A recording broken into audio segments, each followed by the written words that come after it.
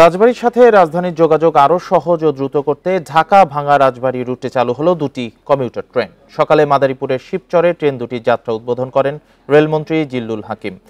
সকাল থেকেই যাত্রী নিয়ে ট্রেন চলাচল শুরু হয়েছে। রাজবাড়ীর মানুষের দীর্ঘদিনের দাবি ছিল রাজধানীর সাথে সরাসরি কমিউটার ট্রেনের। সেই দাবি পূরণ হয়েছে। সকালে কমিউটার ট্রেনের উদ্বোধন করে রেলমন্ত্রী জানান, ভবিষ্যতে এই পথে আরেকটি ট্রেন চালু করা হবে নতুন বগি দিয়ে। আর 2 মাসের মধ্যে ভাঙ্গা থেকে খুলনা, যশোর হয়ে বেনাপোল পর্যন্ত আরেকটি ট্রেন চালু হবে। এছাড়া ভাঙ্গা থেকে বরিশাল হয়ে পায়রা বন্দর পর্যন্ত রেল লাইন নির্মাণ করা হবে, যার পুরোটাই হবে এলিভেটেড রেল লাইন। ঢাকা রাজবাড়ী কমিউটার ট্রেনে মোট কোচ থাকবে 6টি, আসন সংখ্যা 492টি। ট্রেনটি উভয় পথে ভাঙ্গা জংশন, শিবচর, পদ্মা ও মাওয়া স্টেশনে থামবে। বন্ধ থাকবে শুক্রবার।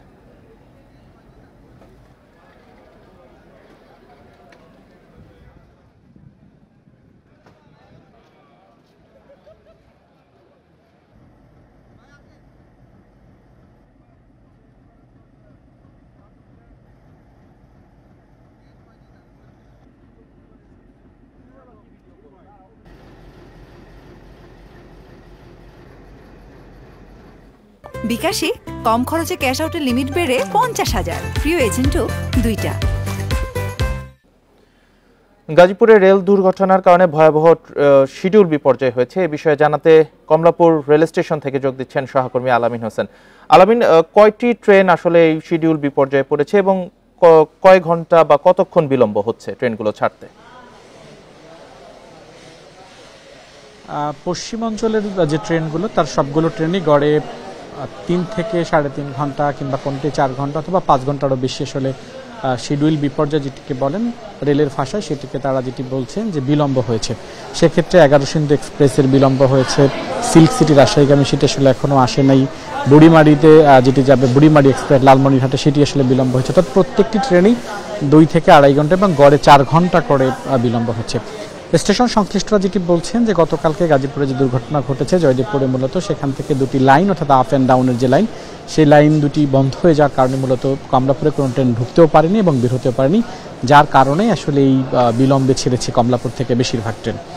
কবে নাগাদ সমাধান হতে পারে তারা যেটি বলছেন যে আরও অন্তত 2 দিন সময় লাগবে। এই শিডিউল স্বাভাবিক সময় ফিরে আসতে 2 দিনের মতো বেশি সময় লাগবে। জি আলামিন, রাজবাড়ীর মানুষের একটি দীর্ঘদিনের দাবি ছিল রাজধানীর সাথে সরাসরি কমিউটার ট্রেনের, তো সেটি আজকে সকালে উদ্বোধন হয়েছে। এটি আসলে কি সুফল পাওয়া যাবে, এই বিষয়ে বিস্তারিত জানতে চাই।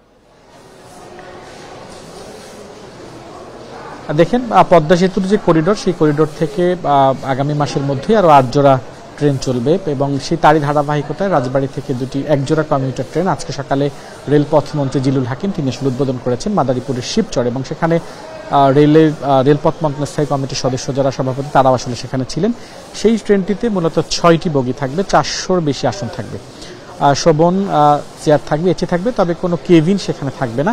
এবং সেই ট্রেনটি যাত্রা বা রাজবাড়ী থেকে মাওয়া হতে সামনে যে আসলে স্টেশনগুলো পড়বে, বিশেষ করে নিমতলা, মাওয়ার কথা যদি আমরা বলি, ভাঙার কথা যদি বলি, সেই স্টেশনগুলো আসলে টাচ করে আসবে। অর্থাৎ কমিউটার ট্রেন এটি দিনে আসা যাওয়া করবে এবং সাপ্তাহিক বন্ধ থাকবে আসলে এই ট্রেনটি শুক্রবার। যেটি বলা হয়েছে রেলপথ মন্ত্রণালয় থেকে, যেটি বলা হয়েছে যে রাজবাড়ির মানুষ যাতে একদমই সরাসরি ট্রেনে করে টঙ্গী পর্যন্ত যেতে পারে সেই ব্যবস্থা তারা করবে এবং আগামীতে এই রুটে আরও একটি ট্রেন যুক্ত করার পরিকল্পনাও তারা করেছেন। তারা যেটি বলছেন যে আগামীতে তারা একদম নতুন বগি এবং কোচ দিয়ে, অর্থাৎ নতুন বগি দিয়ে আরও একটি ট্রেন এই রুটে চালাবেন যদি সেটি জনপ্রিয় হয়। সেক্ষেত্রে দীর্ঘদিনের যে দাবিটি রাজবাড়ির মানুষের ছিল সেটি তারা আসলে বাস্তবায়ন হতে যাচ্ছে আজকে সকালে, এবং যাত্রীরা আজকে সকাল থেকেই সেই ট্রেনটিতে চলাচল করতে পারবে। এর বাইরে একই অনুষ্ঠানে রেলপথ মন্ত্রী যেটি বলছেন যে রেলের এখন আসলে 2টি বিভাগ রয়েছে, সেখানে আরও 2টি বিভাগ করার পরিকল্পনা তারা করেছেন। সেই তারই ধারাবাহিকতায় ভাঙা থেকে পায়রা যে বন্দর রয়েছে অর্থাৎ কুয়াকাটা, পটুয়াখালীর কুয়াকাটা, সেই পথেও তারা আসলে সেই সম্পূর্ণ পথটি উড়াল রেলপথ করার পরিকল্পনা তারা গ্রহণ করেছে। আর আগামী 2 মাসের মধ্যে ঢাকা থেকে যশোর যে রেলপথটি নির্মাণ করা হয়েছে 179 কিলোমিটার, সেটিও মাননীয় প্রধানমন্ত্রী সেই রেলপথটি উদ্বোধন করবেন বলে রেলপথ মন্ত্রী জানিয়েছেন। জি, কমলাপুর রেল স্টেশন থেকে জানাচ্ছিলেন সহকর্মী আলামিন হোসেন।